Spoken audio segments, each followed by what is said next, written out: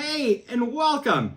Today, well, first of all, if you're a first-time watcher, doing a little gardening voyeurism, and if you haven't checked out my other videos, I am all over the board.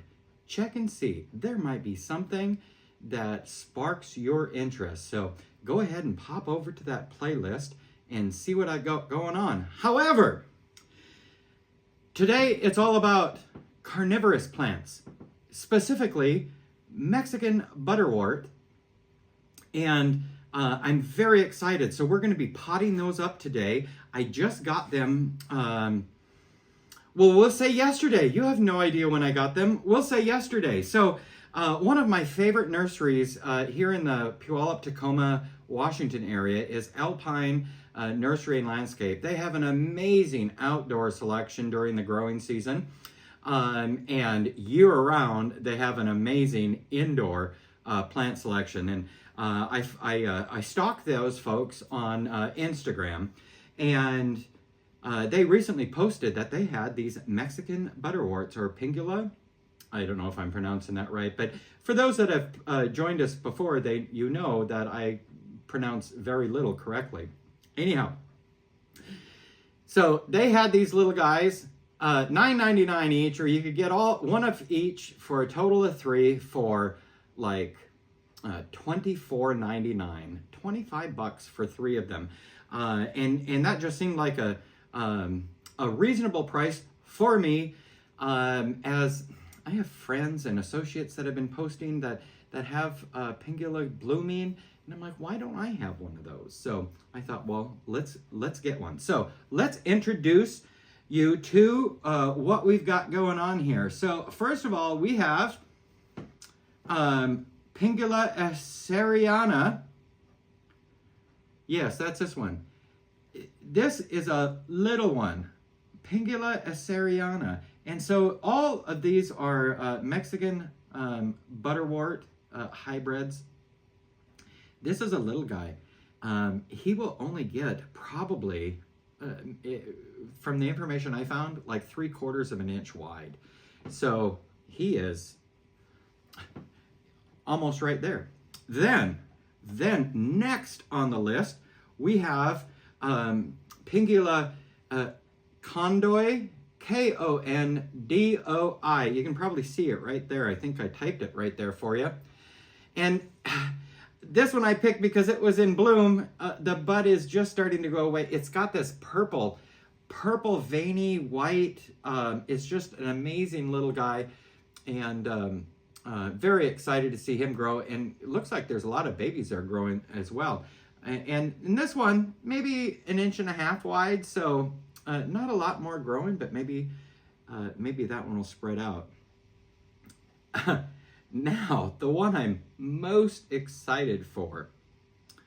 This one is known as Pinguicula Aphrodite. Look at that one. Look at that. Pinguicula Aphrodite. It almost looks like I've got 2 in here, but we're going to see what they do. Pinguicula Aphrodite, looking that up and doing some research on it, that can get leaves like 10 inches. 10 inches. So I think in time, if I don't kill these, if I treat them right, provide them what they need to thrive, we will need to find it a new home. I am using just a bowl. We collected some of these dishes and, and we had extras. I'm going to plant them in this bowl.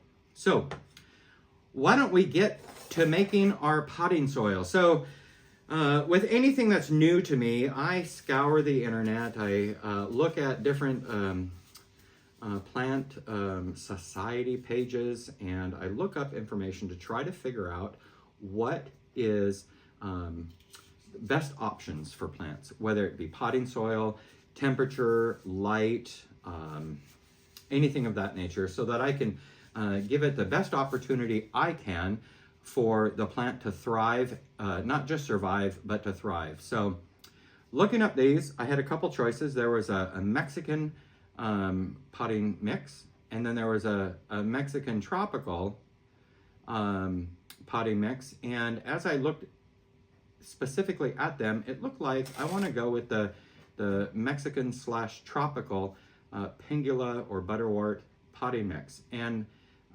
everywhere that I found, that is equal parts of perlite, vermiculite, sand, and peat. This combination will give it a little bit more of an acidic pH level, which these options tend to prefer. So hopefully that will help it out. Now, one or a couple of the items I looked at did not have perlite. Instead of perlite, it went with what's the rock? Essentially rock. Pumice, that's what it is, pumice. So I'm thinking, probably has the same benefit, adds a little bit of aeration, as well as holds in some of the moisture. So that's what we're gonna do. So we're gonna dump all of these in here and get these mixed up. And I'm hoping, oh yeah, I was afraid maybe I wouldn't have enough material, but it is kind of a small bowl for some small plants. So we're gonna dump all that in there, and then we're gonna mix that up. Mix that up really good.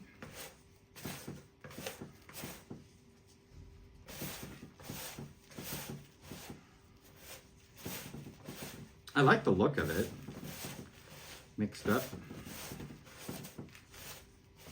And then, because it's a carnivorous plant, it's a butterwort, I am using, you could use distilled water, reverse osmosis. Boy, that's an expensive little get up to set up. But you know what? I'm in the Pacific Northwest. It rains here a ton. So I'm just using rainwater I collected. So that's what this is. And we're gonna get that good and moist.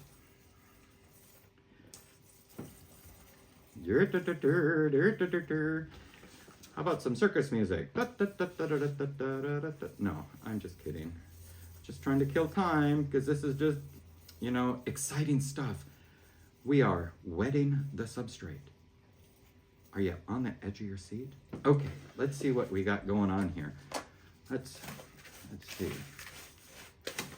That's good and moist. Moist, good and moist. Let's feel that. Okay. Oh, it looks like it is absorbing that water nicely. All right, we'll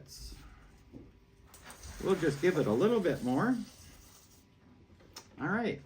Okay, so we're just gonna keep on mixing that, add some more water, and we're using rainwater, as I mentioned today. I want it really moist. These guys like a little bit of humidity, and that extra moisture in the soil should help with that. So let's set these jars aside. The wife is going to be so excited when she sees this to know that I was potting plants on the dining room table after she spent all day cleaning the house. So very exciting stuff. We'll see. Maybe there won't be any more videos. Who knows? You may be watching the last one. Oh no, she's a good sport. All right, so oh, I'm very excited for this. Let's see here. We're gonna put that one right here. So we're gonna start with our Pinguicula Kondoi. So let's take that out. And I love getting these little tiny pots. Oh, look at that. That sucker was just barely in there. Okay, so let's move it into place.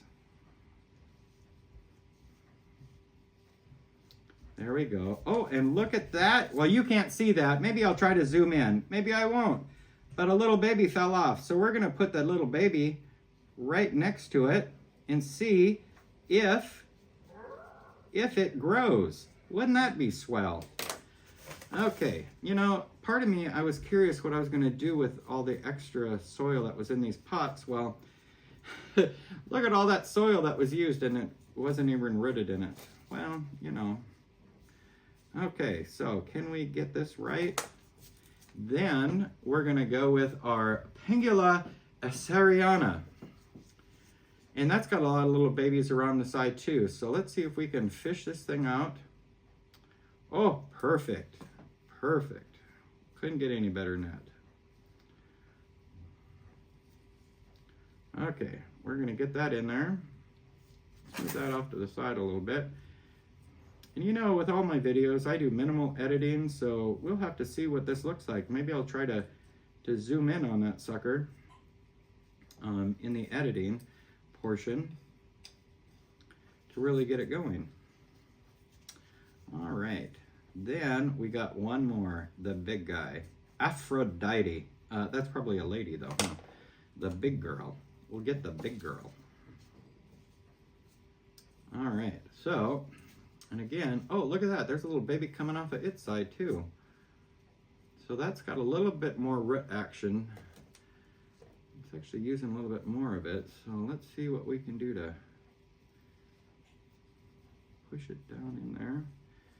Cover it up with some sand.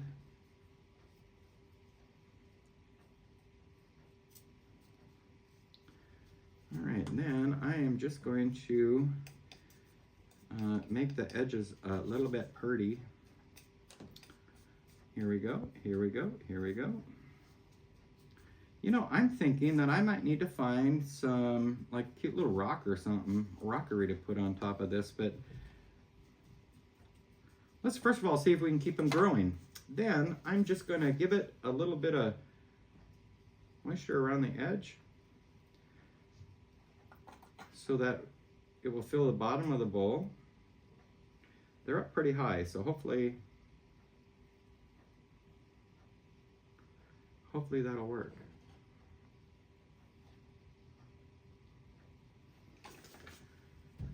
All right, and there you have it. I have put together my little indoor, we're gonna call this a little indoor bog garden. And I will watch that. I may, I'm still doing some research. I may get a little cloche to put over it to help keep the humidity up. But a lot of what I read, these can go down to like, you know, 40% relative humidity. Well, that's not their ideal spot. They prefer, you know, a higher humidity. They don't need the higher humidity. So I've just got to make the right choices so that they thrive. But here you go. See, check that out. Hey, stick around if you like that. Leave a comment. You know, if you're a carnivorous plant connoisseur and really into these Pinguiculas and butterworts, and I've just completely jacked it up based on the information I found, please, I would love to engage in a conversation with you in the comment section. So until next time, happy gardening.